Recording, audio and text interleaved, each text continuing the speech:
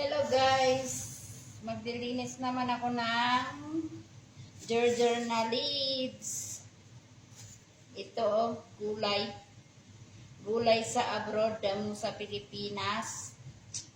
Ipapakita ko naman sa inyo ang ginagawa ko ngayon na naglilinis ako ng Gerger leaves. Inaalis ko yung yellow guys.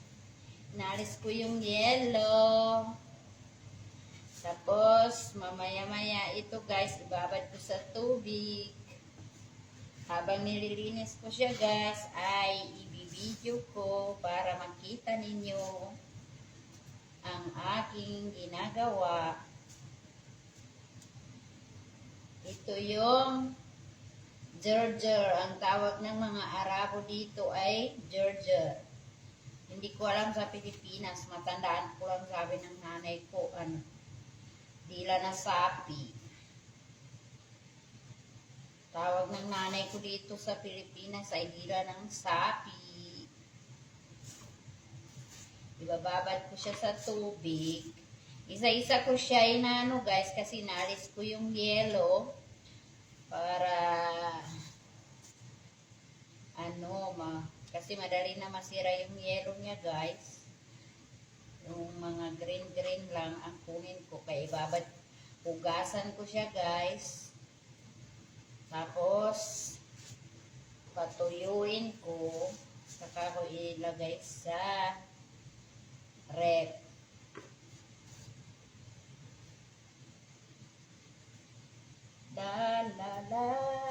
Keep watching guys.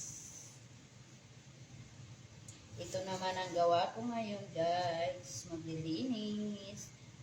Kaya tapos na ako sa Keep watching guys. Maglilinis ako ng Gerger, #Gerger leaves.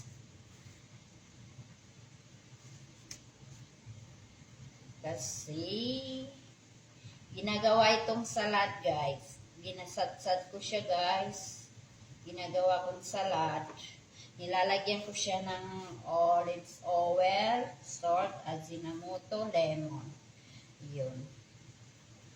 Lalagyan ko siya. Sarap siya guys. Pag na-mix na ito yung mga niya.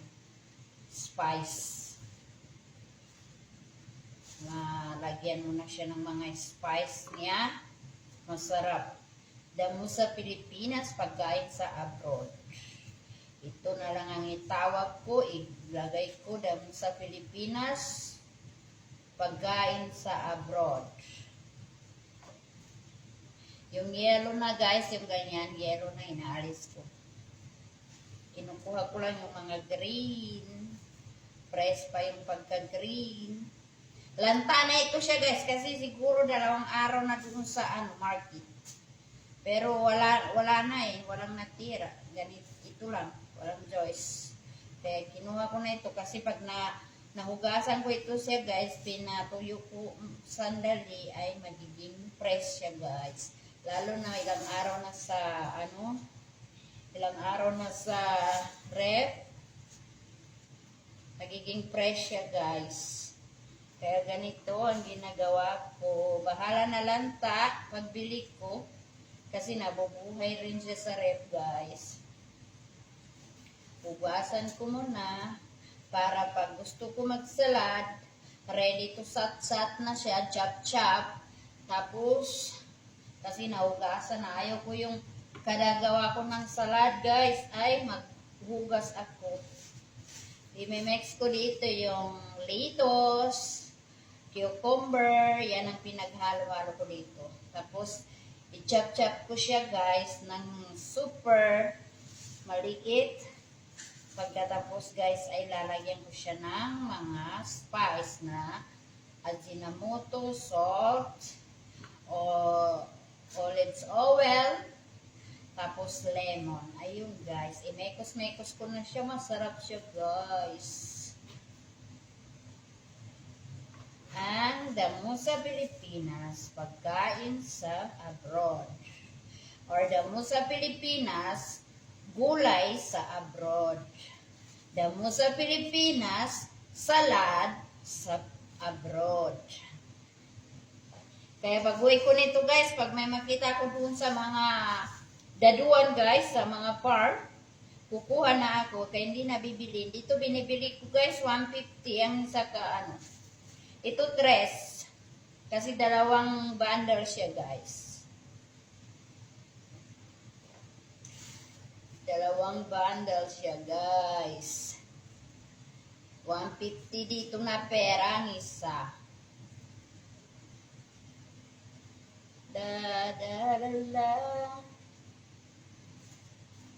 Okay guys, abangan ninyo mamaya hugasan ko siya. Okay guys.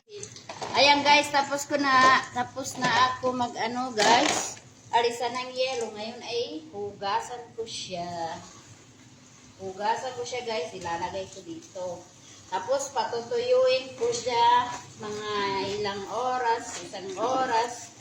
Ilalagay ko sa container na plastic. Tapos ilalagay ko sa ref. Para anytime na gusto ko kumain ng salad, chop-chop lang agad. Or diretso kain na ganito, hindi na ito chop-chop. Pisingan ko lang ng lemon. Tapos, mano na siya guys. Kasi ganito guys, inuugasan ko maayos. Para mawatanggal yung alikabok guys.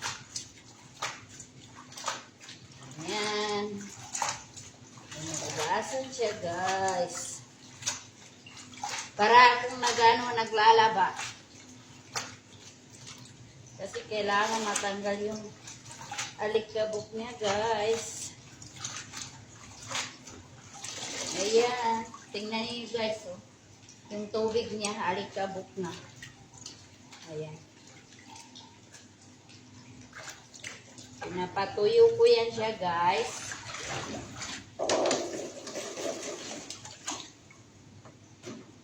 Pinapatuyo ko siya dito sa salaan na ito na yelo. Pag wala ng tubig, ilalagay ko siya sa container. Tapos yun na ilagay ko na sa ref para ready to eat na lang siya pagkainin. Diba guys?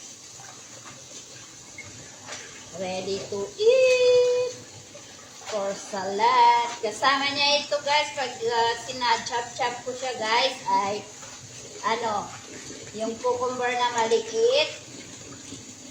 Maliit na, yung cucumber guys ay ginachop-chop ko rin siya ng cubes na sa over maliit talaga. Maliit talaga sa total maliit. Ayan guys. Diba guys, malinis pag ganyan. Parang ano, basahan ng nilalabaan. Ayan.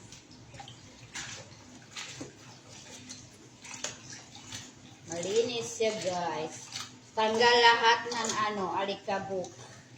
Tapos, ano ito siya guys. Lanta na siya guys. Hindi siya press. Pero magiging press ito siya guys. Kasi malagay sa ref, magiging ano siya, parang gusto niyang parang itanim uli.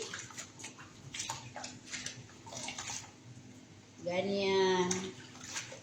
Lantana ito siya guys, pero ano, nagiging press ito, nilalagay ko sa ref.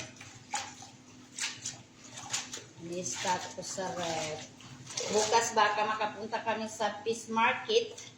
Sa vegetable market ay doon ako bibili ng ano, dagdagan ko ito siya guys. Kasi hindi siya nasisira agad-agad pag ni-stock mo siya sa ref kasi nagiging fresh siya guys. Ayan. O, tapos ko na siya guys hugasan. Ngayon ay patuyuin ko na siya guys. Patuyuin ko siya dito sa saglit lang. Tapos pag wala ng tubig na tumutulo guys, yun na ilalagay ko na sa container, i-ref ko na. Okay guys, thank you for watching. God bless everyone. For those are watching my video, like, comment. Thank you so much. Have a nice evening everyone, or have a nice afternoon.